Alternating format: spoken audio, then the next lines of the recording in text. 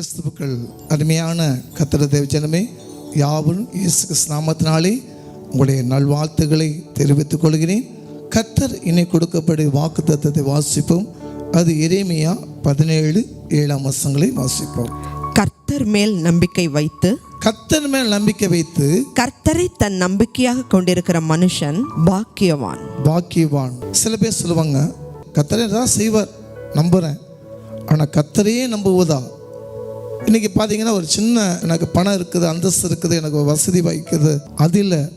அவங்க ஒரு நாள் வரும்போது என்ன செய்வாங்க, விட்டுட்டு போய் விடுவார்கள். ஆனால் அவங்க நம்பிக்கை யாருமே இருக்குமா? கர்த்தரை மட்டும்தான் நம்பணும். அதுதான் ஆண்டவர் சொல்கிறார்.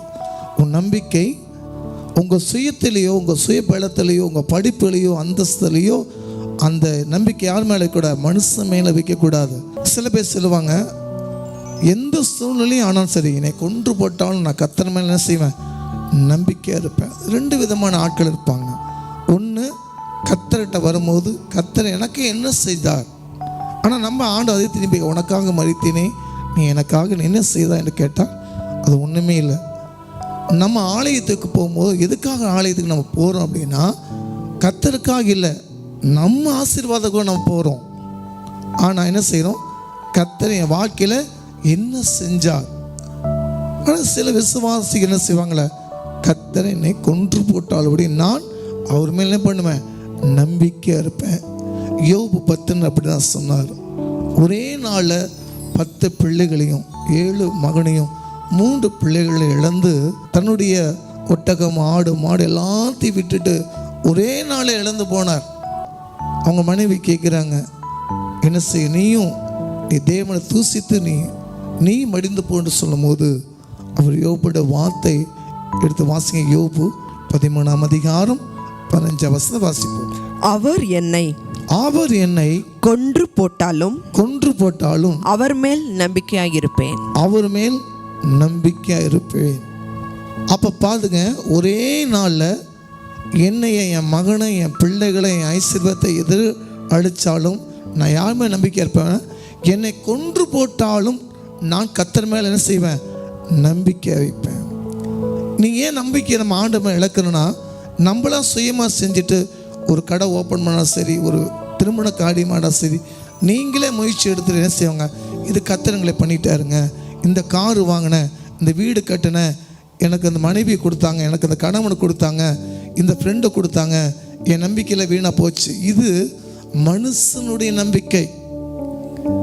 கர்த்தர் மேலே நம்பிக்கை இருந்தால் நிச்சயமாக ஆண்டவர் சொல்ல, என்னை விசுவாசி என் கற்பனை கீழ்ப்படுகிறவன் 1000 தலைமுறை அவன் ஆசீர்வாதமாய் இருப்பான் என்று வேதம் சொல்கிறது.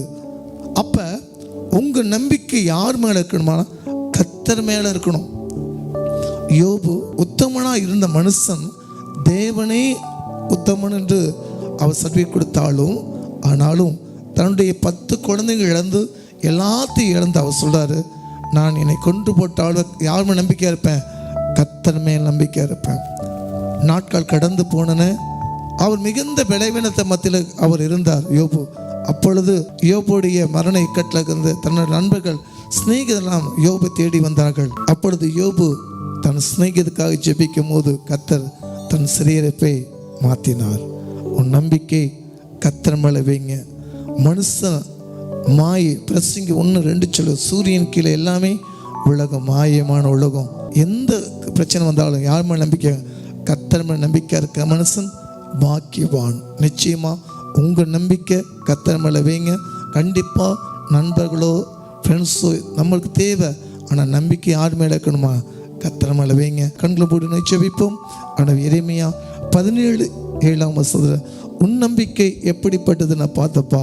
உன் நம்பிக்கை கர்த்தர் மேலே வைக்கும் போது ஆண்டவர் யோபுடைய வாழ்க்கையில் எல்லாத்தையும் இழந்து, தன்னுடைய வாழ்க்கையில் எல்லாத்தையும் இழந்தாள், ஆனால் என்னை கொன்று போட்டால் நான் கர்த்தர் மேலே நம்பிக்கையாக இருப்பேன்னு சொல்லி ஜெபித்து சில நாட்கள் முடிந்த பிறகு மீண்டும் அதே யோபை இரட்டத்தின் ஆசீர்வாதம் பெற்றுக்கொண்ட அந்த யோபை போல நம்மளும் விசுவாசத்தில் இருக்கணும். என்னை கொன்று போட்டால் விட செய்ய நான் கர்த்தர் மேல் நம்பிக்கை இருப்பேன்னு சொல்லி ஆண்டவர் பார்த்துக்கணும். ஒவ்வொரு பிள்ளைகளும் கண்டிப்பாக மனிதர்கள் நமக்கு தேவை, ஆனால் நம்பிக்கை கர்த்தர் மேலே வைங்க. நிச்சயமாக காரியங்கள் கர்த்தர் மாற்றி கொடுப்பா, ஆசீர்வதிப்பா. இயேசுவின் நாமத்தில் நல்ல பிதாவே, ஆமென். நிச்சயமாகவே கர்த்தர் மேலே உங்கள் நம்பிக்கை வைங்க. கர்த்தர் பெரிய காசு. God bless you. ஆமென்.